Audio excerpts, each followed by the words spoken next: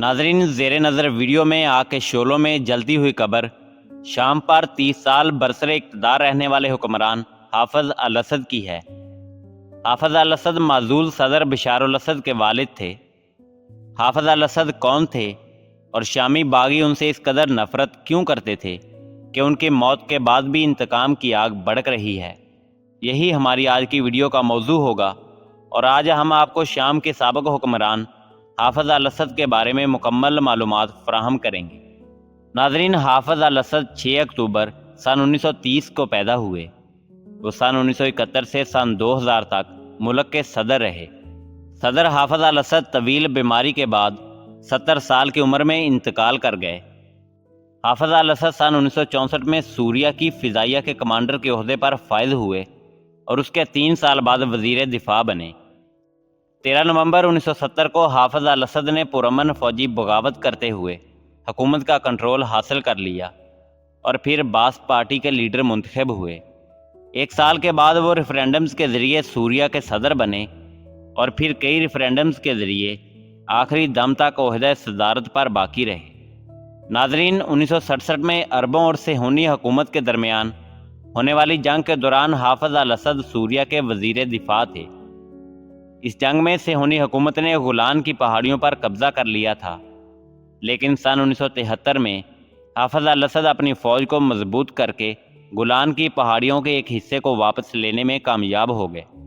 صہیونی حکومت کی سازشوں کا ڈٹ کر مقابلہ کرنا اور اسلامی جمہوریہ ایران جیسے صہیونیت مخالف ممالک کے ساتھ تعلقات استوار کرنا حافظ الاسد کے دور کی سوریہ کی خارجہ پالیسی کی خصوصیات میں شامل ہیں۔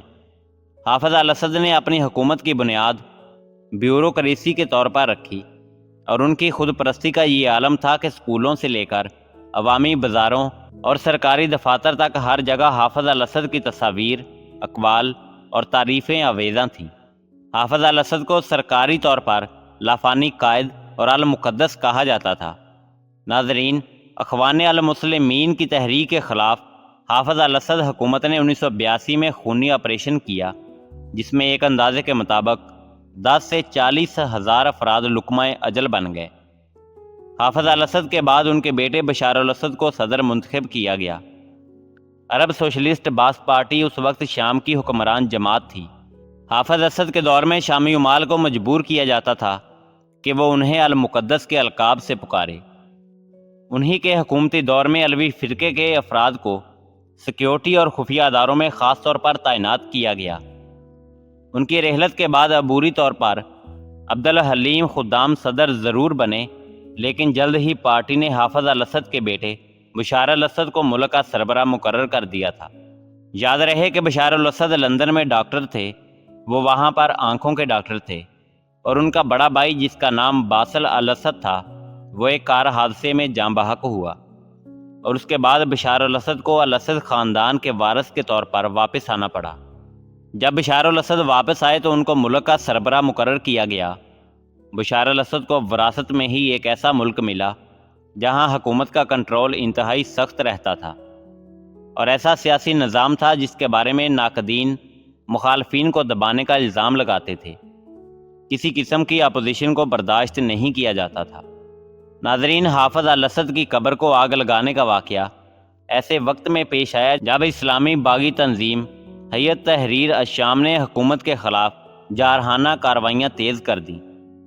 27 نومبر کو باغیوں نے اسد حکومت کی فوج پر ایک بڑا حملہ کیا تھا اور شامی حکومت کے متعدد اہم علاقوں پر قبضہ کر لیا تھا۔ اطلاعات کے مطابق باغیوں نے حلب، حما اور حمص کے شہروں پر قبضہ کرنے کے بعد 8 دسمبر کو دارالحکومت دمشق پر بھی کنٹرول حاصل کر لیا تھا۔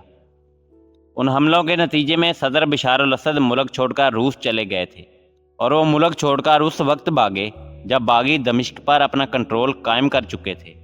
حافظ الاسد نے 1970 میں بغاوت کے ذریعے اقتدار کے بعد 3 دہائیوں تک ملک پر حکومت کی تھی، اور 2000 میں دل کا دورہ پڑنے سے انتقال کر گئے تھے۔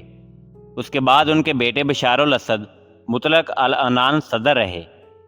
ناظرین، الاسد خاندان کا یہ وسیع و عریض مزار ایک پہاڑی پر بنایا گیا ہے، اور اس کے فن تعمیر میں پیچیدہ ڈیزائن اور کئی محرابیں شامل ہیں۔ جبکہ اس کے بیرونی حصے پر پتھر پر نقش و نگار کندہ ہیں۔ یہ مزار الاسد خاندان کے دیگر افراد کی قبروں کو بھی اپنے اندر سموئے ہوئے ہے۔ اس میں بشار الاسد کے اس بھائی باسل الاسد کی بھی قبر ہے، جنہیں اقتدار سنبھالنے کے لیے تیار تو کیا جا رہا تھا، لیکن موت نے ان کو موقع نہ دیا اور 1994 میں وہ ایک کار حادثے میں جاں بحق ہو گئے تھے۔ ناظرین، شام کی موجودہ صورتحال نہ صرف خطے کے لیے خطرہ ہے، بلکہ عالمی سطح پر انسانی حقوق اور امن کے لیے بھی ایک بہت بڑا چیلنج بن چکی ہے۔